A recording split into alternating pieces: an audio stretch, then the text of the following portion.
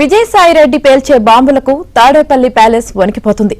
ఎప్పుడు ఏం బాంబు పేలుస్తారో అని అధినేత నుంచి కోటరీ నేతల వరకు భయపడుతున్నారు. తనపై విమర్శలు చేసిన జగన్ తో సహా అందరికీ తనదైన స్టైల్లో విజయసాయిరెడ్డి కౌంటర్ ఇస్తున్నారు.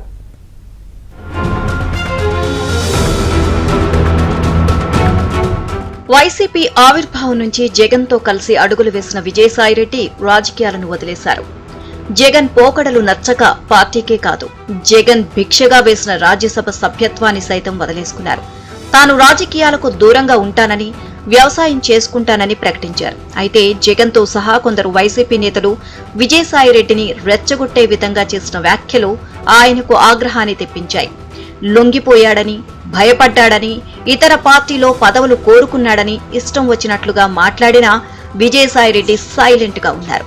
అయితే ఇటీవల కాకినాడ పోర్టు అక్రమాల కేసులో విజయసాయిరెడ్డి సిఐడి విచారణకు హాజరయ్యారు. ఈ సమయంలోనే తనపై విమర్శలు చేసిన జగన్ తో సహా అందరికీ తనదైన స్టైల్లో కౌంటర్ ఇచ్చేశారు.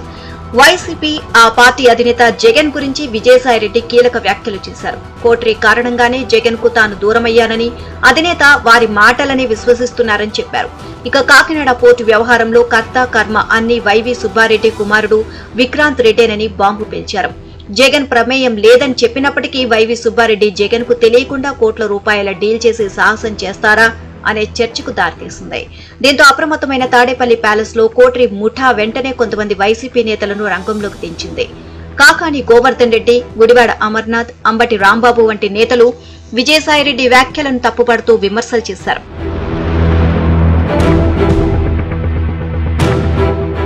వైసీపీ నేతలు నోటికి వచ్చినట్లు దూషణలకు దిగడంతో పాటు వ్యక్తిగత విమర్శలు చేయడంతో విజయసాయిరెడ్డి కూడా స్ట్రాంగ్ గా కౌంటర్ ఇచ్చారు. అయితే ఈసారి ట్విట్టర్ ను వేదికగా చేసుకుని జగనే లక్ష్యంగా గట్టిగా జవాబివ్వడం విశేషం.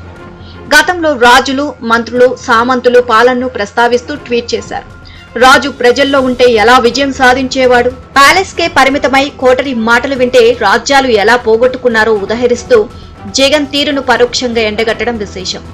కోటలో రాజు బాగుండాలంటే సామాన్య ప్రజల్లోకి రావాలి, ప్రజలు మనసెరిగి వారి ఆకాంక్షలను అర్థం చేసుకోవాలి అని సూచించారు. లేని పక్షంలో కోటరీ వదలదు, కోట కూడా మిగలదు అని, ప్రజాస్వామ్యంలో అయినా జరిగేది ఇదే అన్నారు. ఇప్పుడు విజయసాయిరెడ్డి చేసిన ట్వీట్ వైసీపీ వర్గాలకు చెంపపెట్టుగా మారింది. ఎక్కడ జగన్ పేరు లేకపోయినా ప్రస్తుతం ఉన్న రాజకీయ పరిస్థితుల నేపథ్యంలో ఇది వైసీపీని జగన్ ఉద్దేశించి పరోక్షంగా చేసిన ట్వీట్ గానే సోషల్ మీడియాలో నెటిజన్లు తమ అభిప్రాయాలు వ్యక్తం చేస్తున్నారు. మరోవైపు విజయసాయిరెడ్డి ఇంకెన్ని బాంబులు పేలుస్తారో, వాటి ధాటికి అధినేత ఆయన కోటరీ నిలబడుతుందా, చేసిన పాపాలు తప్పులకు తగిన శిక్షలు అనుభవిస్తారా అనేది కాలమే సమాధానం చెప్పాలి.